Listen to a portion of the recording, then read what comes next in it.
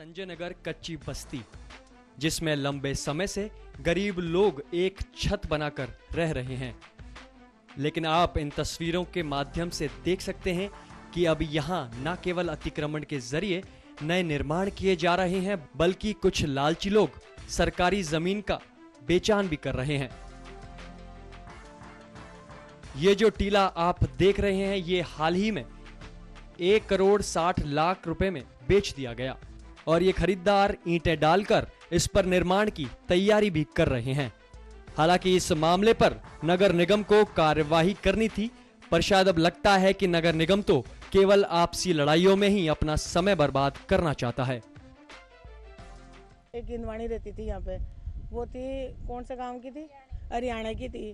तो उसने क्या करा कि बोले मेरी बेटी की शादी है। मैं ठीक है भाई तेरी बेटी की शादी, तो उसने कोई ग्राहक लगा के इसने बेच दी।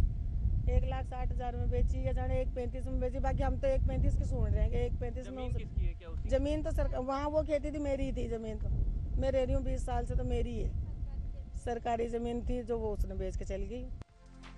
राज्य सरकार ने अपनी हाल ही में हुई कैबिनेट बैठक में संजय नगर के लोगों को राजीव गांधी आवास योजना में उन्हें अपना पक्का घर देने की घोषणा की थी और माना जा रहा है कि जयपुर में आने वाली ये राजीव गांधी आवास योजना देश की सबसे बड़ी योजना होगी। लेकिन लगता है सरकार की ये योजना भी कई अन्य उन योजनाओं में शामिल होने जा रही है जो बन तो गई हैं, लेकिन उन्हें अमली जामा नहीं पहनाया जा सका। हमारे ऐसा कहने के पीछे कई ठोस कारण हैं। दरअसल भट्टा बस्ती के अंतिम किनारे पर बसी कच्ची बस्ती, जिसमें रहने वाले लोगों का 2004 और 5 में राज्य सरकार ने सर्वे करवाया था, जिन्हें गहलोत सरकार ने हाल ही में राजीव गांधी आवास योजना के तहत पक्के मकान बनवा कर देने की घोषणा की थी। लेकिन अब ये कच्ची बस्ती माफियाओं का अड्डा बन चुकी है, जो इस क्षेत्र में नए निर्माण करवाने में सक्रिय हो चुके हैं। माफिया इसके बदले उन लोगों को लपेट रहा है जो अपने सर पर एक अदद छत की तलाश में है। इसी बहाने कच्ची बस्ती में अतिक्रमण करवा रहा है। इसी तलाश को माफिया अपनी कमाई का जरिया बना चुका है और भोले भाले लोगों को सरकारी योजना में मकान दिलवाने के बहाने कच्ची बस्ती में अतिक्रमण करवा रहा है और साथ ही इसके बदले में उनकी गाड़ी कमाई को लूटा जा रहा है। लालच सिर्फ इतना कि यहाँ मकान होने पर सरकार आपको इसके बदले नए आवास बना कर देगी और इसमें इन माफियाओं का साथ दे रहा है जयपुर नगर निगम, जो अपनी आपसी लड़ाइयों में इतना उलझ चुका है कि उसे इस बात की कोई फिक्र ही नहीं है कि अतिक्रमण का गोरख धंधा उनकी गलती से फैल रहा है और जकड़ रहा है आम आदमी को। जो स्कीम है, इस स्कीम में 12,000 सर्वेदारी हैं, जिनके अंदर 12,000 के अंदर 98 में सर्वे करवाए थे, 2005 में हुए, 2004 में हुए। ये जो सर्वे उनके लिए ये 12,000 की योजना आई है।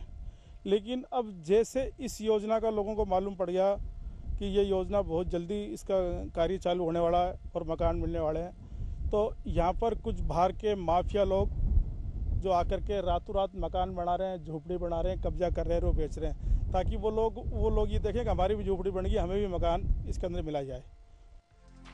सबसे ज्यादा आश्चर्य की बात यह है कि इस क्षेत्र में पार्षद भी कांग्रेसी हैं और बावजूद इसके कि वो इसकी बार बार शिकायत भी निगम के अधिकारियों और स्वयं मेयर को कर चुकी हैं, लेकिन नतीजा हर बार की तरह शिफर नतीजा ये हुआ कि पार्षद भी अब सोच चुकी है कि इस क्षेत्र को अतिक्रमण से बचाना नामुमकिन है और जो जैसा है वो वैसा ही रहेगा।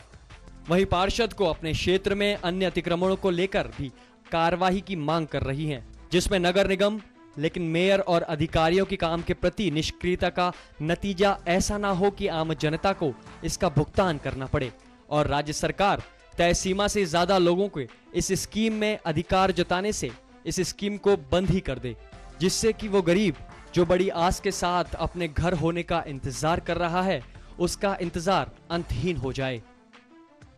पुरानी योजना अगर खराब हो जाएगी तो ये आगे बस नहीं पाएंगे बस्ती में।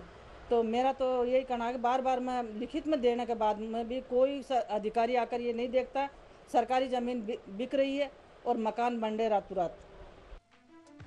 हालांकि सरकार की ओर से लाई गई योजना आम आदमी को उसका घर देने की है और उसकी मंशा पर भी शक करना उचित नहीं है, लेकिन इस योजना के फेल हो जाने से कहीं उन नेताओं और सरकार पर कड़ी नजर रखने वाले लोगों का शक पूरा ना हो जाए, जो बजट को तो अच्छा बता रहे थे लेकिन योजनाओं के क्रियान्वयन को लेकर आशंकित नजर आ रहे थे।